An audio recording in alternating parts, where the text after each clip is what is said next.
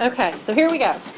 Number 31, you had a problem, and it was talking about a TV, and they talk about it's called the aspect ratio of a television is 3 to 4, which means that as they make them, they measure a television by its diagonal, and the diagonal is always kind of part of a right triangle where the dimensions, the length and the width of the TV screen are in a ratio of 3 to 4.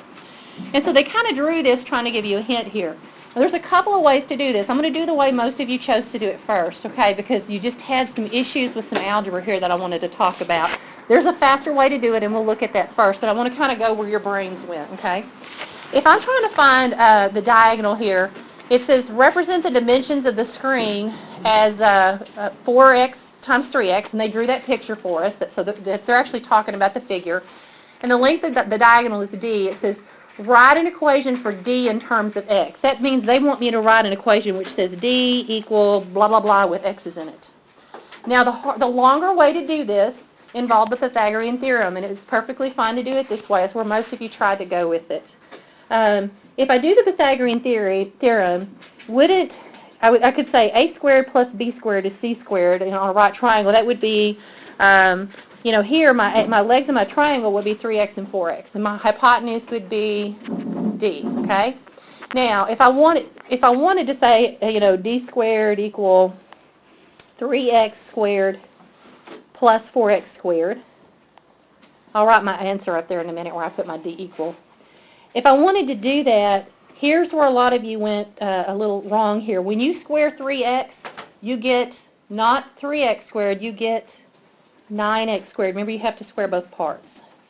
And this caused a lot of you to get kind of off, and that caused problems. When you square 4x squared, that's 4x times 4x. Wouldn't that be 16x squared, right? So d squared would be 9x squared plus 16x squared is 25x squared. And if I want to solve for d, I could square root both sides. And the square root of 25 is 5, and the square root of x squared is x. That's one of the ways you could have come up with your equation. Your equation is d equal 5x. There was a faster way. The faster way is to remember our Pythagorean triples. Remember, that was in this section.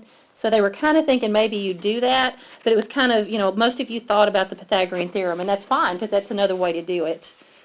Wish I had drawn the triangle the other way. Okay, so I'm taking this triangle, I just flipped it around, so this will be 3x and 4x. Do you remember how, 45, how about 4x? Do you remember if we had that Pythagorean triple, a 3, 4, 5? Isn't this a 3, 4, 5?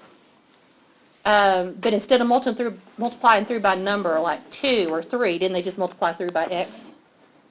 So I could have said, oh, well, what is this diagonal d here?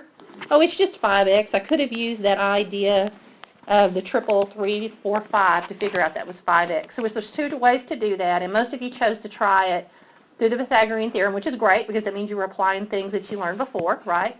But you can see that other way might have been a little faster, right? Okay. So now what 32 said was to write, I wrote it up there on the board, x in terms of d.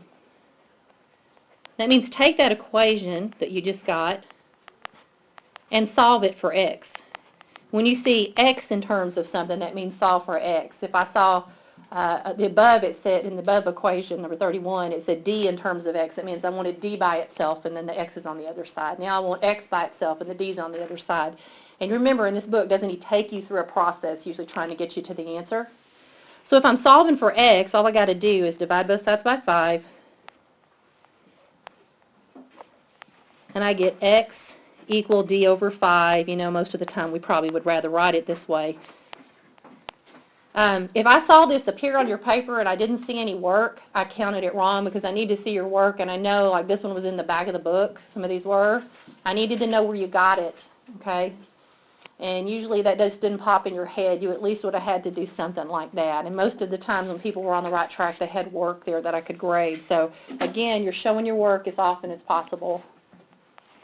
Okay. Now 33 said this. It said, okay, you got all this stuff. We just did all this stuff, right? What if the diagonal of this television, we'll call it D for diagonal since that's what they called it, is 14? And it says, if the diagonal is 14 inches, what are the corresponding dimensions of the screen? Well, if the diagonal over here is what we found out early, wasn't it 5x, right? So how am I supposed to do this? I know that in problem 31, I figured out that the diagonal was 5x. So if I'd labeled it on the figure, I'll put 5x. If I'd labeled it on the figure, it might have helped me with this one right here. And again, you're trying to figure this stuff out. That's the way this book is, which is, hard for some people. And it's one of the reasons why it's not just so straightforward as doing a worksheet a lot of times when we're doing this. Well, if the diagonal is 14, isn't the diagonal also 5x? The problem is they want me to tell the dimensions, and the dimensions are, let me put my answers in a box over here, they are 3x and 4x. In order to tell the dimensions, don't I need to know what x is? Right? Well, how am I going to find x? Well, if the hypotenuse or the diagonal of that TV is 5x, and I also know it's 14, I could figure out what x is just by solving this teeny little equation here. I could divide both sides by 5. And if I divide that out, we'll go ahead and write it as a decimal just to make this go a little faster. I think it's 2.8. So x is 2.8. I can figure that out, and they kind of was trying to take me through that by walking me through, okay, we could figure out that side of the right triangle.